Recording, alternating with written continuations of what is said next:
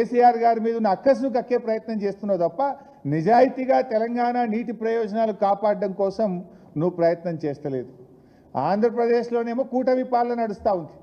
తెలంగాణలో చూస్తే రేవంత్ ప్లస్ కూటమి యొక్క విషపాలన నడుస్తూ ఉంది. ఇలా తెలంగాణలో స్పష్టంగా అర్థమవుతా ఉంది మనకు ఎవరి ఎజెండా అమలవుతుంది. ఇలా ఎవరి ఎజెండా కోసం నువ్వు ఢిల్లీకి పోయినావు. నువ్వు ఇవాళ అని చెప్తుండు మేము చాలా 4 సాధించిన అంటుండి. ఇలా నువ్వు సాధించింది ఏంది? గోదావరి బంకచెర్ల కమిటీ వేయింది, నెల లోపల కమిటీ రిపోర్ట్ ఇస్తుంది, కమిటీ రిపోర్ట్ శిరసా వహిస్తా అని చెప్పి తలూపి సంతకం పెట్టి వచ్చినావు. నువ్వు చేసింది ఏమున్నది?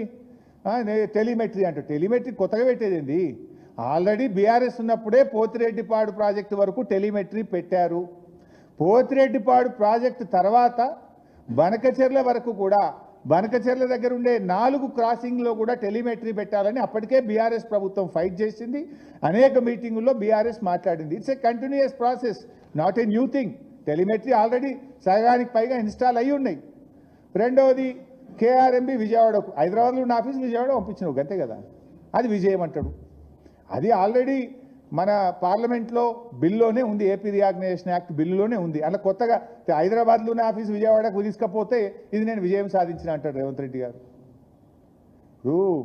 ఈ వెనకట మీరు చూసిండ్రు ఏది కృష్ణా నది మీద ఉన్న ప్రాజెక్టులన్నీ కేఆర్ఎంబికి అప్పచెప్తూ కూడా నిర్ణయం తీసుకున్నాడు రేవంత్ రెడ్డి గారు.